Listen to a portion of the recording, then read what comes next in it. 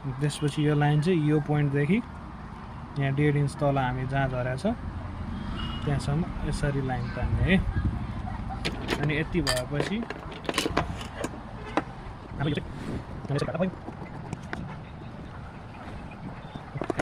यो चाहिँ कहाँ मिल्नुपर्छ भन्दाखेरि हाम्रो पछाडिको पल्लाको ठ्याक्क यहाँ हुन्छ क्या यो भाग चाहिँ यसरी। अनि यो अगाडि पनि आउँछ, हामीले अगाडि 1.5 इन्च घटेको छ। यो चाहिँ हामीलाई दुईवटा चाहिन्छ, अब दुईवटा अर्को कहाँबाट आउँछ भनेर हामी यताबाट पहिला बौला काट्छौँ अनि त्यसपछि निकाल्छौँ। बौलाको लम्बाइ छ 12 इन्च, त्यस हुनाले हामीले यसरी तान्छौँ अनि यहाँबाट लिन्छौँ हामीले 12 इन्च प्लस 1 इन्च कफको भाग सिलाउनलाई हैन। ठिक्क 12 राख्दा ठिक्क हुन्छ, किनकि तपाईँको कफ पनि थपिन्छ यहाँबाट है। त्यो भएपछि एड गर्नु परेन, ठ्याक्क 12 राख्ने, यहाँबाट हाफ इन्च जान्छ, यहाँ 1 इन्च आउँछ। त्यसपछि हाम्रो नानीको मोटा छ 6 इन्च। यो छेउको भाग चाहिँ पहिल्यै यस्तो गरेर फालिदिने। नाप्न चाहिँ हामीले यहाँबाट नाप्ने 6 इन्च भनेपछि 3 हुन्छ प्लस 1.5 इन्च 4.5 इन्च।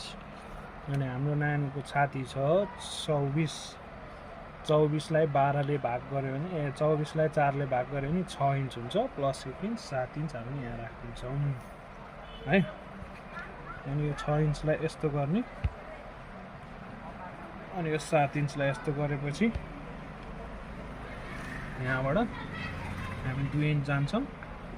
खासै यो छातीको 12 भाग हुन्छ है। अनि त्यसपछि हामीले यसरी सिधा लाइन तान्दियो, यो गरेपछि यस्तो गरेर भयो एउटा है। अनि नेक्स्ट चाहिँ यस्तो गरेर यो गरिदिने। यो चाहिँ अगाडिको पल्ला, यो चाहिँ पछाडिको पल्ला हो क्या स्लिभमा। अनि त्यसपछि हामीले यहाँ जोडिदिन्छौँ यसरी। अब हाम्रो नेक्स्ट स्टेप हुन्छ स्लिभ काट्ने।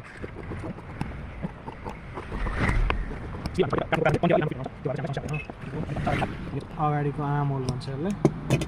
हाम्रो स्लिभ पनि रेडी भइसक्यो। अब कफ कलरको लागि नर्मल्ली यो भाग छ नि हाम्रो बौलाको, यो भागबाट यसरी सिधा काट्यो भने यति आएपछि नर्मल्ली कफ गोजीको लागि पुग्छ। हाम्रो अब नानी छोरी मान्छे हुनुहुन्छ, त्यही भएर उहाँको चाहिँ सर्टमा गोजी हुँदैन है। अब उहाँले डिमान्ड गर्नुभयो भने बच्चाको राखिदिँदा पनि फरक पर्दैन।